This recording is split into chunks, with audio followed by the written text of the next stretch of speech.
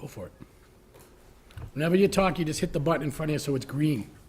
That's the only rule.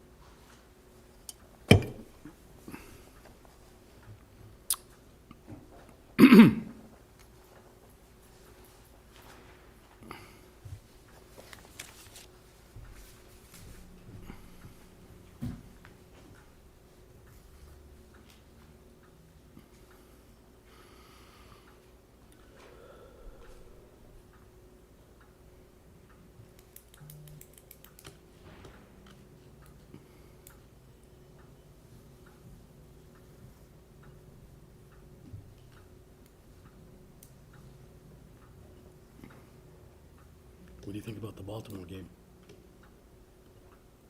What do you think about this last one? Defense fell asleep the second half, huh? Frustrated. Yeah. Should have won the game. Yeah.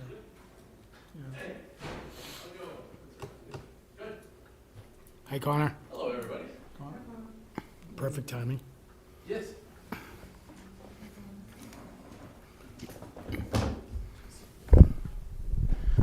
Good afternoon, folks. This is the City of Lowell Affordable Housing Trust Fund Board meeting. Today's December 17, 2025. My name is George Coloris, and I'll be your administrator. Welcome. I'm going to start with the roll call. When you hear your name and you're present, if you're here, just say here. Tai Cha. Here. Valerie Opara. Here. Eric Nelson. Here. Connor Baldwin. Here. Kathy McCardo. Here. George Coloris. Here. We also have two special guests from the Lowell Bridge Club of Greater Lowell, Bob Cox and Keanu, who will be presenting tonight too as guests. Can I get a motion? Get a motion from Tai Cha to start the meeting. Can I get a second? Second. Second by Eric Nelson. All in favor?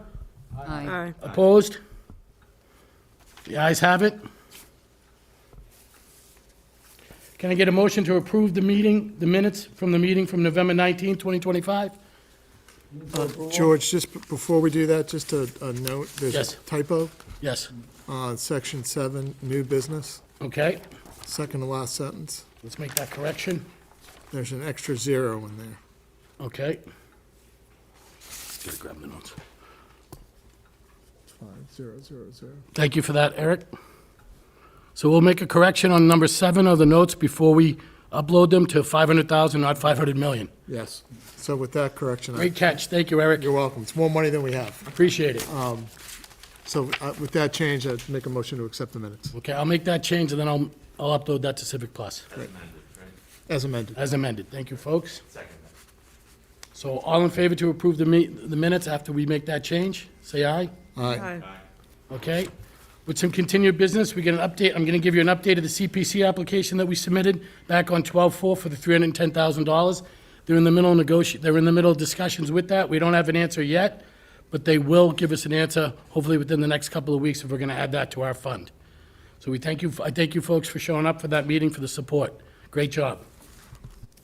Next, under new business, we have a presentation from Executive Director Bob Cox of the Bridge Club of Greater Lowell and his request for $500,000 from the City of Lowell Affordable Housing Trust Fund for the acquisition and rehabilitation of 267 Pawtucket Street to create 29 units of permanent affordable housing for veterans experiencing homelessness. Bob, Keanu, you have the floor. Welcome. Thanks, thank you, George, and thank you, members of the committee, for giving us the time to speak tonight. I believe that most of you, my name is Bob Cox, by the way, I'm the Executive Director of the Bridge Club of Greater Lowell, and I believe the committee is pretty well versed on what we're attempting to do at 267 Pawtucket Street. I believe that most of you were at the CPC meeting and heard my full presentation. I would be more than happy to give it all again to you if you want it. At your discretion, you let me know, but the long and short of it is that this is a project that we kind of fell into. We had acquired a building at 147 East Merrimack Street, and simultaneously received a contract, a 5-year contract from the VA to supply transitional housing to homeless veterans at that location, 15 beds of transitional housing.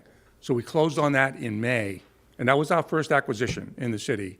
We're relatively new in the big scheme of things. We haven't been around as long as, obviously, CTI and Lowell House and some of the other big players. But we think we've made an impact in the short time we've been here. We were established in 2018. We found the location where we currently are at 33 East Merrimack Street, the site of the old Lowell Buick. Remember my dad buying cars there when I was a kid. But, you know, that's where we are now, and we found that location and moved in on January 1st of 2020, and we've been there since. Our forte, our main mission is addiction recovery. That's what we do. Everything else we do and what we've found the ability to do really is a means to an end. It's the ability to provide cash flow, provide funding for staffing, but to keep the doors open for people in recovery. That's our mainstay. But through that mission, if you will, we've been led in different directions, and one of them is reentry. Through that, we've fast become a partner with the Department of Corrections, Middlesex County Sheriff's Office. We have MOUs with both organizations. We actually go in behind the wall and talk to the inmates and tell them what we have available for them when they get out, which is job opportunities, hope, really, job opportunities. We give them vocational training, you know, if that's what they're looking for. We have hiring partners that we approached and said, look, we have these people coming through the jail system. Most of them are good people who just made a mistake, and they're just looking for a break. And if you're willing to take a chance, knowing they have baggage that they're carrying, they probably can't pass a Corey. That's acceptable to most employers. But if you give them a break, we'll support you by providing transportation to those people to and from work for up to 1 year. And they agreed. So we then put a transportation portion of what we did in to support our ongoing program. So we do that to today, right up until today. So we have hiring partners that we've been supporting, like Restaurant Depot. We've been working with them since 2022. Well, Waddington North, they're a plastics manufacturer. I think they kind of came in right about when Sweetheart Plastics was going out. They kind of do the same thing. They're right in Chelmsford, right off of 129. Another company, West Rock, they're a corrugated cardboard manufacturer. They're globally, they employ more than 50,000 people. Quite honestly, I'd never heard of them before, but they're a real player in the corrugated cardboard. They actually produce a large portion of Amazon's packaging, which is amazing in the big, you know, when you think about it. But they have two local warehouses, one in Wakefield and one in Fort Devens, that we have been bringing people to work. There's not really anybody working there now, but they are a hiring partner. The big story behind this and the win for us and the local residents is that Amazon got wind of what we were doing. Through a cold call, you know, you talk about divinely led or divinely supported, whatever you want to call it. We were cold calling, and one of our employees landed a phone call. The girl who answered the phone was the HR manager for New England Amazon. New England, not like Lowell, New England. And she loved the story she heard, and she came down to the Bridge Club, and to make a long story short, we became the first community hiring partner in all of Greater Lowell. So we walk lockstep with Amazon. We have the permission actually to co-brand with them. So it's kind of intimidating, to be honest with you, to see our logo on the same banner as Amazon's, But it just goes to show you, you do the right thing and things seem to fall into place. But I wanted to put that little plug in for the Bridge Club, but that's basically what we do and what we've been able to accomplish. The Veterans Organization, because of the reentry programming that we had through a collaboration with Marion Ryan and Sheriff Peter Katsujian, that was our first reentry program, a formalized support letter, if you will, to allow us to get a grant. And $352,000 was our first grant that we got through the Community Empowerment and Reinvestment Act. They were a division, if you will, at what then was the Executive Office of Economic Development. Now it's Livable Communities. But, they're a large umbrella. But through that funding, we were able to support that reentry program that I spoke of. Through that reentry program experience we were garnered, we came across a grant called the HVRP grant, the Homeless Veterans Reintegration Program. And a portion of that grant is called the IVTP. If anyone's a veteran, everything's an acronym, right? But the IVTP is the Incarcerated Veterans Transition Program. So we were actually qualified for that just from our experience with the local sheriff's department. So we applied for and we received a multi-year, 3-year grant, $500,000 a year, to support incarcerated veterans transitioning back into society through everything I just named. Through that, we realized very, very early, I think one of our recovery coaches, and I say that term because everyone that works at the Bridge Club is a trained recovery coach. One of our coaches brought somebody to work one day and brought them back to the Bridge Club. That's our point of delineate. We leave from there and bring them back there. And said to the gentleman, "How far do you have to walk to go home?" And the guy said, "Well, I'm going to go to the shelter, but it's 5 o'clock, and if they don't have a bed, I'm sleeping outside again tonight." And it dawned on us, it's all well and good. You can get somebody a job, and yeah, they can make money, and that's wonderful. But if you don't have a place to rest your head at night, how can you return to some sense of normalcy, right? So we went back to the state and said, "Look, could you give us a line item variation to support emergency housing for people that have no place to go, being released from jail with no place to go?" And they're not supposed to be released unless they have a permanent residence. However, if I'm in jail, I'm going to lie through my teeth. I'm sleeping on my mother's couch, my sister's basement, whatever, to get out. And that's what was going on.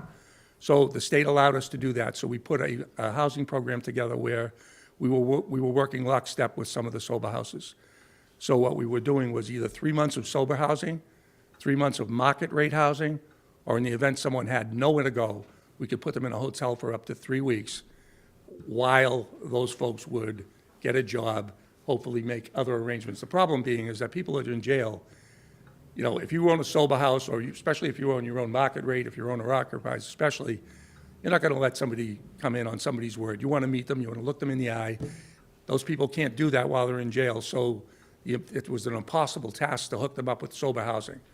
But that gave them that little bit of a cushion to be able to have us intercede on their behalf, but then bring them there so they could meet them and then support them financially. So that's been in place, and that allowed us to transition into the veterans, the grant as well. So that has just exploded. We have expanded our territory because we went for another grant at the suggestion of the people who ran the IVTP grant. They suggested we go for the whole HVRP. I'm looking at the grant and I'm thinking these organizations nationally, because these are a national grant, that are covering, entire states in the Midwest, geographically enormous. And I'm looking at Middlesex County and I'm like, to make ourselves look bigger, let's expand. So we expanded into Essex County and we said, all right, well, if we're doing Essex County, why don't we look at maybe the bordering counties in New Hampshire? Long story short, we ended up applying for and receiving the HVRP grant, which expanded our service areas into the entire state of Massachusetts, the entire state of Maine, New Hampshire, and Vermont. So right now, is people going to walk into the Bridge Club and say, I want to take CDL training in Montpelier, Vermont? No.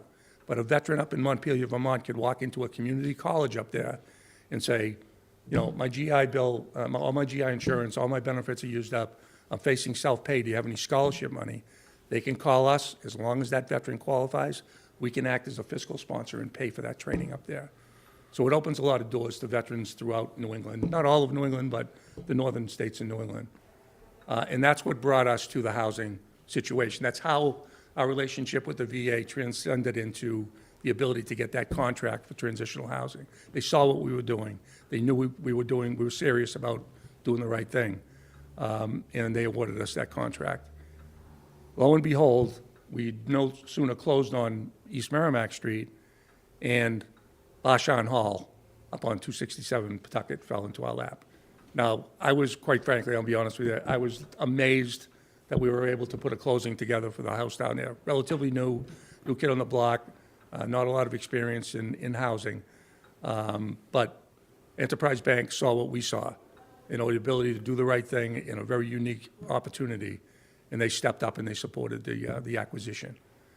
Rockland Trust has since taken over Enterprise, as we all know. They saw the potential in this building, and actually I was working with Lowell 5 and Washington Savings, because Enterprise originally said, you guys haven't really even made a mortgage payment. We really can't give you another mortgage. So I said, okay, I'll check with Jim Hogan, and I'll check with Lowell 5, and we did. And then Rockland Trust stepped in and said, you know what, this is too good of an opportunity for public relations, brand new. And I said to them, look, you can make a splash in Lowell before you even get here. This is a high-profile building, a great opportunity, a very rare opportunity, historic building, but to do this for homeless veterans, to make permanent residence for homeless veterans, and they agreed. So, they stepped right in, and they're doing the lion's share of the mortgage, which led us to the $440,000 on the $2.2 million, which was the down payment that we needed. So we were cash poor, obviously. We had just purchased that building. And we don't bring in a lot of revenue, quite honestly. We're a nonprofit. We don't need to bring in a lot of revenue. But there are ways to come up with that money. So we started to search. And went to some grantors that we've had success with in the past. The Parker Foundation was number one. I met with Karen Carpenter, and Karen was 100% in support, still is. They had just funded our culinary training program. We do in-house culinary training for people in recovery and veterans. They had funded that program. So they were just coming in late June was the culmination of that grant. They have to, by their rules, you have to wait a year before they can give you more money. So she's like, I'll give you $200,000, but I can't really do it until July of next year. So I said, okay. So we started to look at other alternatives. Somebody mentioned community preservation, which we have done, and which we are also in the process, George, and everyone was at that meeting for the presentation. And we had, have a request in with CPC. Kiana and I were on a meeting today with the Mass Housing Finance. We have finally finished everything with them, and we're going to be on their agenda for January. There's probably 150 that we're looking at potentially getting there. So what we're looking at is, I missed a piece, excuse me. Part of the equation was the LDFC. So I had spoken to Jim Hogan, and he put me in touch with, is it Genevieve? No, it's Jermaine. I always mess up those G names. But we were in the process of solidifying a bridge loan through the LDFC when the whole potential of this entity came to light. And quite frankly, I was in something with a meeting with a gentleman from DPD, Ferrera, and I don't recall his first name. What is it? Phil. Yeah, Phil Ferrera. And Phil was the one who told me, geez, there might be an opportunity there. And that's how I believe I reached out to Connor or Tom or someone, and that's how we ended up here. But what we're looking for is for this entity to come in with that $500,000 and act as the bridge loan, which would then be paid off over whatever term we just, we agree to. Okay. Whether it be a year, 2 years, 3 years, whatever it happens to be, whatever is the pleasure of the board. But that's why we're here. We need help putting this together. The pieces of the puzzle are here to make this happen. It's a very rare and exciting opportunity. It really is. And I will tell you, if I can continue, under full disclosure, I met with Kyle last week because part of the equation was that EVOS, the Executive Office of Veterans Affairs, had suggested at the very onset of this project why don't you go with VASH vouchers, site-specific VASH vouchers, to go to the bank? Because we had just gone through the nightmare of getting the contract through the contract office for the VA, which is in Texas. So we knew the time frame that the nuns expected us, the nuns are the owners of the building now, expected us to operate under. There was no way we were going to get a contract. So based on what they had told us, I went to Rockland Enterprise at the time, and I said, in lieu of a contract, would you accept VASH vouchers? And they said yes. So we started the whole search on the sideline to find these VASH vouchers. So I had met with Keanu and I, last week, in the hopes that potentially, if the VASH vouchers didn't come together in a timely manner, we could use Section H vouchers on a loan, and then as VASH vouchers come available and people move to the building, we would simply repay them. But that didn't work out the way we had hoped. There's just not the availability of vouchers. So back to the VASH, we currently have Karen Frederick. Karen and I met with Karen yesterday, and Karen is working with Kyle Howell right now to try to find a solution to the VASH voucher situation. And we also have our in-house people who was Randy Carter, is our Veteran Services Manager, knows Noah, who works for Secretary Santiago, and they're working under the scenes, and we're hoping to make contact with Secretary Santiago, too, to get his help. But that's where we're at right now. I just wanted to make sure I pointed that out. Thank you. So, Mr. Cox, thank you. I think you guys do great work, and I think it's a great goal. Can you just kind of walk us through where it is in the process? So is it under contract, for how much, and kind of how does the capitalization work, right? So I know you're asking us for $500,000. You asked the Community Preservation Act for $500,000. How does it all kind of line up? It seems like Rockland is in for a chunk of change. Okay. How does that all, are you under contract for how much, who's funding what, and kind of what's your timeline going forward? Right. So we are under contract. We were under purchase and sale now for the last 60 days. It came off the market in October under our name, and $2.2 million was the purchase price. 2.2. And that's where that number comes from. So the 440 was the down payment that Rockland told us we needed to come up with. That's what triggered we were going to come up with the money. So the goal here was to have the combination, LDFC, Mass Housing Finance, the private foundations, behind the scenes, start putting that money together, get a bridge loan, because we were never going to be able to come up with the money in time. And then once the bridge loan was in place, Rockland will close on the building, and the private money, the CPC money being part of it, will go to repay this loan, if this loan does come to fruition. So all of those other sources of revenue go to pay this thing down. But did I answer your question, or is there something left unsaid? No, it does. So you need 440,000. Well, 500 is the rounded up number that everybody seems to be using. I know that Rockland, because, they probably have experience with housing units of this size or this type. It takes a while to fill them. So like they did on East Merrimack Street, they're like, look, we'll put 3 months or 6 months in escrow to cover the payments just while you fill it. It's just reality of it, right? I mean, the reality is no one, there's not 15 people waiting on East Merrimack Street to run in the door as soon as the doors open. So, they're doing a similar type thing up here. And I think it was more of a slush fund, but yes, 440 is the number that we need for Rockland. And then this is probably more of a question for Connor. How does it work with as far as documentation and securitization? Thank you, Mr. Chairman. So this is something we're investigating, and I think for purposes of, so a couple of things going on here. One being satisfying the expenditure threshold for ARPA. And I think as it relates to that, if the trust were to take a vote to enter into a loan agreement, that would get referred to law. They would draw up an agreement with Mr. Cox and his organization, and then essentially cut him a check, and he'd be bound by the terms of the loan, and that would be a down payment. And if I suppose this is a question in turn to you, Mr. Cox, what matters most for purposes of the trust satisfying our obligation for ARPA is when you close on the property. So if you close, if this funding allows you to close, we would also need you to put a affordability restriction on the property that would need to be recorded with the deed. And if those are not major challenges and you would expect to close, I mean, the closing date would absolutely have to happen before 12/31/2026. But it seems like that may be possible even sooner. So for one point, that is an important component for us to satisfy our obligation to ARPA.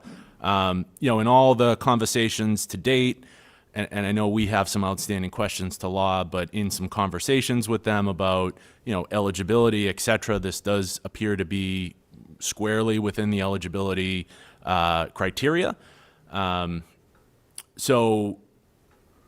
Let me pause to put the question to Mr. Cox about the closing. Yeah, well, the closing is supposed to happen by the end of this month, which obviously was supposed to be the end of October. And honestly, the nuns are pushing it because it's not funny, but it's kind of humorous, is that she said to me, originally I said to her sister, because we just bought this building, would you consider leasing to own over like 5 years? And she said, there's only 6 of us left now. I don't think any of us will be alive. They're all in their upper 80s and 90s, all these nuns. And they're the Sisters of Charity of Ottawa, Canada. And that's very, very true.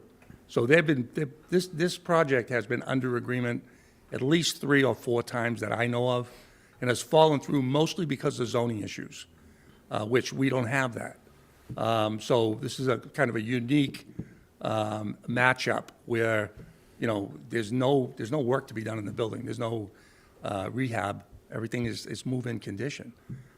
So we've been operating over the last couple of months as soon as we get funding lined up, we'll be ready to close. Rockland has yet to issue a letter of commitment only because of a few questions that were since answered. However, they're kind of waiting on the decision of this board, quite frankly. But they're ready to issue a commitment letter, and they're ready to close by the end of the month. I don't know how that falls into the timeline, but that's what, in a perfect world, that's what they're looking for. So I would say, so we're a new group, Mr. Cox. I would say that's good news and bad news. I think, we have certain funds that we need to place by the end of 12/31/26. Correct. I think we're voting on our application for funds later tonight or to review. So I don't know if we're going to be prepared to close by the end of the month, and I think we have questions for the law department to answer. I mean, I think you check all the boxes for us even though we don't have our boxes set up yet, but it kind of meets the mission. Yeah. I think the timing is great. I think we need to, I don't know if we can meet your timing. I think I would love to be able to. Connor? Thank you, Mr. Chairman. So if I could add some context for my colleagues here on the board. So this opportunity came, as you're alluding to, Mr. Chairman, it sort of came in advance of us establishing a more formal process to solicit additional proposals. However, in discussions with the law department, it does, the process itself is important to the future administration of the board. However, it does not appear to be a legal requirement. So I believe if the board, if my colleagues here were so inclined to take a vote this evening, we are on solid legal footing to send this to the law department to prepare the loan documents or the commitment documents, whatever they may be. And I'm not an attorney, so I don't want to call them the wrong thing. But certainly in my role here, on behalf of the city manager, I did come here prepared to vote on this tonight. And the manager's office, we are in support of this project. So to the extent that helps any of my colleagues, we think very highly of this project, of Mr. Cox's organization. I did watch, although I was unable to attend, the presentation at the Community Preservation Act. So additional information, some questions that I had were answered there. about eligibility, et cetera, and I've had further conversations with the law department. But if my colleagues were so inclined, I think we are in a position, because of the timeline, to take a vote tonight. And, we are at the holiday season, so there is some logistical challenges, staffing-wise, to preparing the documents in the law department. But I think if a request were made of the law department, they would be able to prepare some things rather quickly. Thank you, Mr. Chairman. You're welcome, thank you. So I would say, well, does anyone else have any questions? Any other discussion on that? Mr. Chairman, through you to the board, if I could I just add one point? I had made it at the CPC, and I think it's a really important and valid point, is that this is like an opportunity, the biggest bang for the buck. I think you heard me use that terminology. You put things into terms of numbers here. This is 29 units. This is going to be 100% affordable right into the housing stock of the city. If you looked at that in comparison to what a typical 40B project, to attain that many units, you're looking at almost 150 units of traditional 40B just to get 20%, never mind 25. That represents, with this particular part of the community that's going to be housed here, very to little no, very to almost no influence or impact on infrastructure. It certainly is not going to have an impact on the school system. Transportation for schools, the ability to get the housing units under affordable housing with this project is immense when it comes to compared to a 40B. 40B traditionally is 3 bedrooms, 4 bedrooms, young families, school system impact, police, fire, DPW. Little to no impact with this group. That's a very valid point, especially when we're talking affordable housing. So thank you for allowing me. No, it's a great point. Mrs. O'Para? Thank you very much for your presentation. Really appreciate your coming here today. My question was, are there any requirements for people who move into the apartment? Are there any requirements other than financial requirements to move in? They have to be a veteran. They have to be eligible for VASH. That's what originally was said. So just by being eligible for a VASH voucher, they have to be deemed homeless at one point or in danger of being homeless. And the vets have their own way of vetting these individuals. So these are all SROs, single room occupancy units. So there are no families. This is a single veteran that could potentially be living the rest of their life there. You also mentioned support services. Are they required to attend support services in order? They are, under our programs, and that's not a requirement by the bank or any, that's our own. We will have staffing there Monday through Friday, not around the clock because it's not required. But there are potential social enterprises available there in conjunction with our culinary training program. We may be offering food programs. We're not really sure what we're going to offer in there, but there will be wraparound services that we offer. We're going to insist on sobriety. That's a condition of residency, just like it is on East Merrimack Street. East Merrimack Street's a contracted, a little bit different because it's a contract situation, and we drug test on a regular basis. That will probably be random or, if the need arises. And then my final question is, what are your short-term and long-term goals? Because I know there are more than 29 people who need an apartment in Lowell. There are so many homeless veterans. What is your long-term goal? It's funny you should ask that, because in that building, that's the max. We can't do anything more in that building. But we have had opportunities fall in our lap, one of which we're working on right now, which is the convent at St. Michael's Parish. It's been vacant since 1980. I went to school there. I remember being in that convent as a young boy, and about maybe 3 months ago, I called Father Chris from St. Mike's, and I said, would you entertain the thought of looking at the convent as potential transitional housing for veterans? And he basically said, how quick can you get here? So we went and walked through it. Nothing's etched in stone, but it has escalated at this point to the Archdiocese, and it's gone through several layers of approvals. My understanding is the Archbishop is the last say, and that's where we're at right now. That's probably a $2 million rehab for that building. I had approached Enterprise Bank, Chet Zablak, if anyone, I'm sure everybody knows Chet, and said, because Chet's the St. Michael's boy, and we played on the same Little League team together. And I said, Chet, what a great program. Think about this, right? You got this nonprofit in Lowell helping people with addiction recovery, helping veterans. Then you got this parish. I just had gotten a letter in the mail from Father Chris, basically begging for money because part of the community, the Kenyan community, had left for another church, and it put a financial strain on the parish. So they put a letter out, and I just happened to be driving down Bridge Street, stopped at the lights at 6th Street, and looked at the convent and said, it's worth a phone call. And that's exactly how that came about. So to answer your question, we're looking because there's an organization that was out of Haverhill called VNOC, Veterans Northeast Outreach. And they were a housing component of the VA out of Bedford for northern Middlesex and all of Essex County. And they went under last year.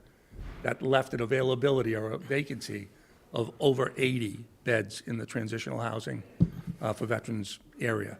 That's how that program and that's how that contract came to us. But that's, to answer your question, we have full intention on this not being the only one. Thank you. Thank you, Bob. Yes, Ta? You have the floor. Thank you. I don't have a question, but I just want to make a comment about what you are doing. 29 unit and all 100% affordable with the supportive services is rare. And that is something that as an agency, public housing agency, administering Section 8 voucher, we, in the past, was looking for something like that, and it's very hard to find. And most property owner who want to help the community offer project-based, but they don't do 100%, and there's not many property owner provide supportive services in-house, and you do. This is rare. I just want to highlight that component. Understood. Thank you. Thank you, Ta. Yes, Bob, we appreciate your presentation. It's a great project. I'm going to look to the board to see if we can make a... Just, Eric, do you have something else? a couple of questions. Kathy, anything from you? Yes, please. I'm sorry, Kathy, go ahead. I'm sorry. Oh, that's okay. First of all, thank you for your presentation, and I know how difficult it is living in the housing world and trying to help people that need assistance, whether that's veterans. So this is more of a statement. What a great opportunity and great leadership on your part. I just want to say it's a pleasure to meet you today, Mr. Cox. I do want to mention that just for future, since you have a lot of plans for your organization, I sit on the Federal Home Loan Bank of Boston Advisory Committee, and we just came out with a program that's for a re-entry that will help with development of housing. So we can chat about that Great. Thanks for coming. afterwards. Awesome. Because there is funding available that you might not know of. Sometimes it takes a village. That's awesome. Thank you so And much. we are a village, Lowell proud. Yeah. I just have one clarifying question. Did you completely stop looking at a bridge loan through the LDFC? Did that just completely stall? It's just a clarifying We question. have not really, no, we have, to answer your question, we have not, because we weren't sure what was coming out of this committee, quite honestly. We're trying to leave all our options open, because we knew we're desperate, time-wise. So, we're kind of leaving everything on the table, and if this shouldn't work out, we'll absolutely go back to them, and we're not taking no for an answer. We're going to make this work somehow, and that's just the way it is. Absolutely. know. Thank you. I was just curious about how that conversation ended. And, I know that there are some questions, Mr. Chairman, in regards to like where we're at as a housing trust, but knowing the urgency of ARPA funding and your urgency, we don't want you to, me personally, I would like to, I would be in support of this before we go to move on to a vote. Because with a background in lending as a loan officer, even though they're supportive, they can also say, well, or even the nuns can find another buyer that's aware of this project, and then you lose the opportunity. So I know the urgency that you have, and I respect that and totally understand where you're at today. So thank you again for the presentation, and thank you for joining us as well. I didn't introduce Kiana. I should have, I'm sorry. Kiana Mora is the administrative lead. She's the glue that holds the Bridge Club together. So, Nice to meet you. yeah, nice to meet you. Mr. Cox, before I guess we make a motion, one other question. You said the sisters kept the building, meticulously, so condition-wise, it's great. Have you done any kind of Phase 1 study or any environmental issues identified at the We property? were asked to by the bank, and we did. Phase 1 study was done and supplied to Enterprise Bank prior to the closing, prior to them issuing the notice of intent to finance. And it was clean? Yeah. It was clean? Yep, there was, which was great, because I know I remember growing up, there was a gas station on the corner of Fletcher, and that's what, quite honestly, I was worried about that. Yep. But they went in, they did their radon testing, and it came back clean, and we have documentation proving that. So I get, that's good news, because that's a big lead item, as we know, often. So I think, kind of hearing all the questions, I'm going to make a motion that's subject to submitting of an application and subject to drafting of the loan documents by the law department, and subject to staff confirming conformity with the ARPA requirements, and subject to receipt and review of the clean Phase 1, that we proceed to make a loan to whatever the correct entity is that's going to take title for $500,000. We get a motion from Eric Nelson, our chairman, to make a loan to the Bridge Club of Greater Lowell for $500,000 with various contingencies to be discussed later. Is that fair to say? All those in favor? Aye. Aye. All those opposed? Motion passes. Congratulations. Good luck. Good luck. Thank you. Thank you.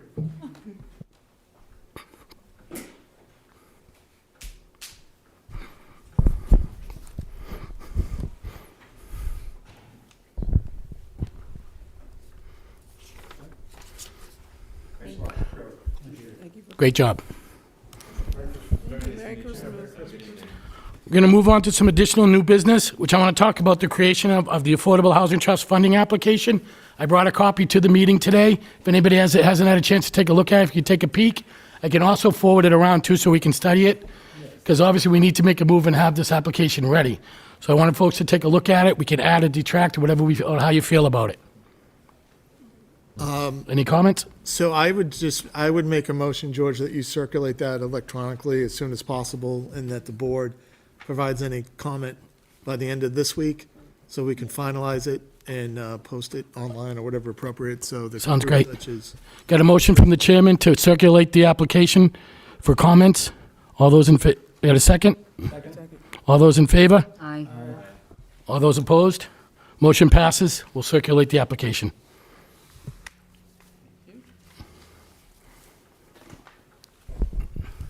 Any other additional new business for any folks that we need to discuss? Ms. Baldwin. Thank you kindly, Mr. Chairman. If my colleagues will indulge me, one of the things that the administration has been looking into to help try to make progress, and I'm hoping for a little bit of feedback from the board tonight, but this, I think, could be a nice topic of discussion at a future meeting, we've committed $500,000 with various contingencies for the remainder, approximately 2.8 plus or minus some of the money we're using to fund administrative expenses. So one of the things I think we need to consider is, and this may have been discussed prior to my regular involvement, the allocation of those between what I'll call different buckets. So what I would put forward for consideration is that the board can, and we can consider several options, not just these that I'm thinking, but Mr. Cox was here for a sort of a loan. And there may be other organizations that are perhaps more inclined for a grant and may not have the ability to have the cash flow to pay back a loan or whatever the case may be. I think we need to divvy those amounts up specifically, and then, I know we're moving along the pathway towards the process, but a suggestion that I have would be to, once we complete the application, to have a more formal request for proposals to advertise, to a solicitation. And that would be either a request for proposals or a notice of funding availability, NOFA. I don't expect that there will be more projects like Mr. Cox's application that will find their way to us without our calling for them. So between now and the beginning of the next calendar year, I think it is prudent for the board, and I'm happy, to work with George to take on some of this administrative work to bring back to the board an RFP that we could advertise with perhaps, and I'm making these dates up, certainly let me know your feedback. Maybe in January we would be ready with the board could consider in January the language of the RFP and maybe decide how much of the remaining funds should be dedicated towards either grant applications or loan applications. Maybe I'll just say grant applications for now. And then, one of the things that affordable housing trusts are also is an eligible use of the funds would be to administer a loan pool. So we could, as sort of a professional services, advertise an RFP for a bank or a lending institution to contract with the city to administer a loan. I'm not sure that I think that's a great idea, but it's a possibility, and I want the board to think about that as a second bucket. And then I'm forgetting the third. I have it in my notes. But I think you get the gist, and I'm just curious to hear the thoughts of the board as to how best to proceed so that between now and our next meeting, we can do the administrative work to come back with a product, the finalized application with the feedback from the board, a RFP document or a notice of funding availability to bring back to the board in January so that after that meeting, we can advertise that. We could open the call for 30 days, either at the next meeting or the one subsequent to that. We would have applications in, and then we could establish a review. Now, that review could either happen administratively by the city manager's office in DPD, depending on the amount of applications that are received. So I'd like my colleagues to consider this as well, or that it could be considered as a whole by the board itself. And I'm not forming an opinion here, just putting some options forward. But I'd be very interested to hear the thoughts of you, Mr. Chairman, and my colleagues here. So thank you for the opportunity, Mr. Chairman. All right, you're welcome, Mr. Baldwin. I think it's a great idea. I know we've been, it's been made clear to us on the board at a lot of the early meetings that we're on a tight deadline to put these dollars to use. In turn, we've been asking the city to show us projects to vote on. I think that has been in a little bit of a vacuum, so I think anything that we can do, it's incumbent upon us to help the city fill that vacuum, fill that void by producing the RFP or the NOFA documentation. So whatever the city can do to put that together and put in front of us, I think it would be great if we could, review it in advance of the January meeting and vote on that. As far as the allocations, my initial reaction is I probably prefer some flexibility in not having certain dollar amounts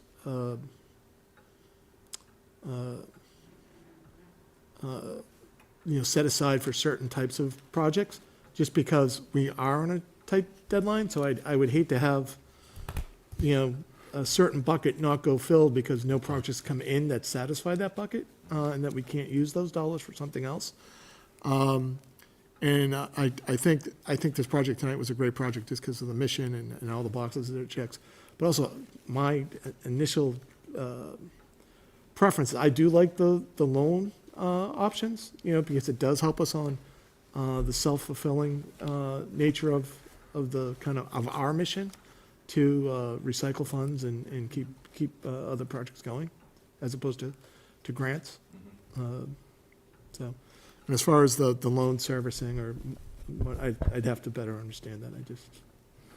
But I'm all for, doing our part to help create structure, fill the void. And my preference generally is flexibility as opposed to some more formal allocation.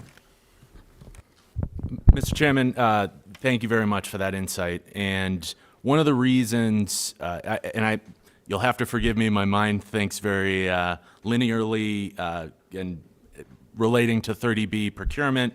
One of the reasons I ask these questions is because it would be preferable for the city in designing the RFP to say, and maybe if I use it as an example, it'll be helpful to illustrate that the Lowell Affordable Housing Trust Fund is seeking proposals for whatever grants for affordable housing development, and we have this many, up to this amount we're willing to make grants of this amount. So I guess, for example, to further illustrate, making this up, if we split it in two buckets for the 2.8 into 1.4, 1.4. So the city is advertising availability of funds of $1.4 million, and we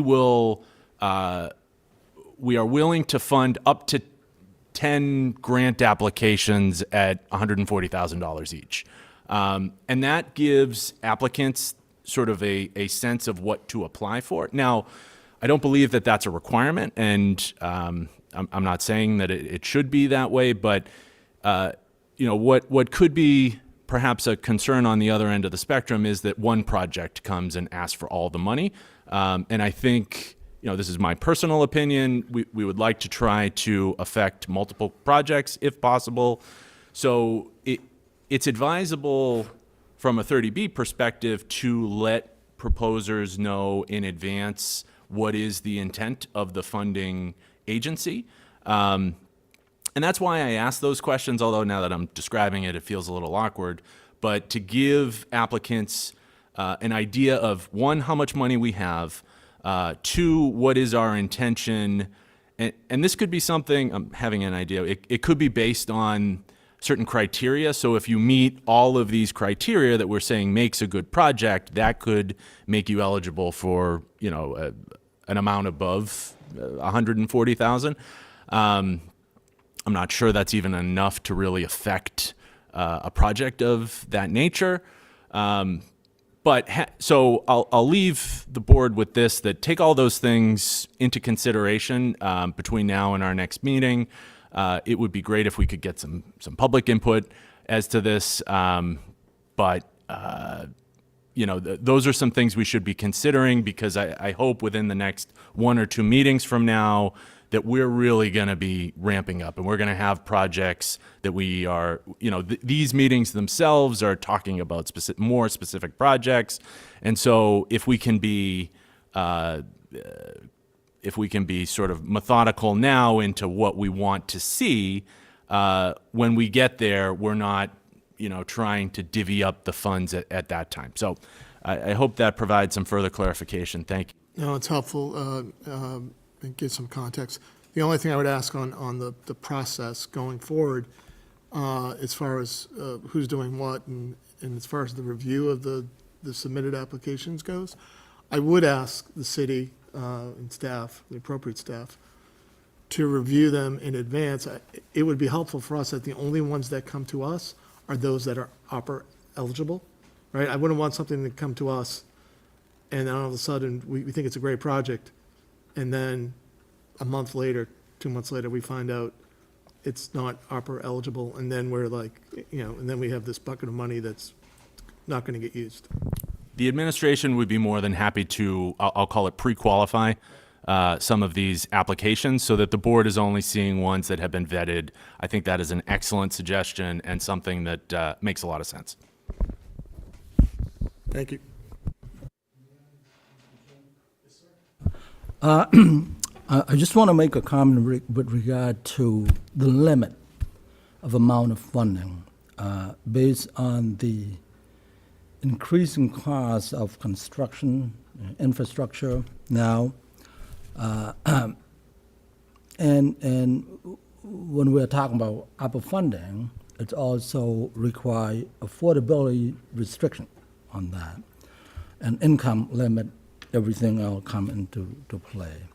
A project, if we put it too low, like use an example of 140,000, that project might not be, the project that's so low income family or population may not be that small. It might be a lot bigger than that. That in itself, by putting a limit and say, okay, this is too little for us to move forward. You know. And some of the organization, especially federal, affiliated or so, they can't get loan. Yeah.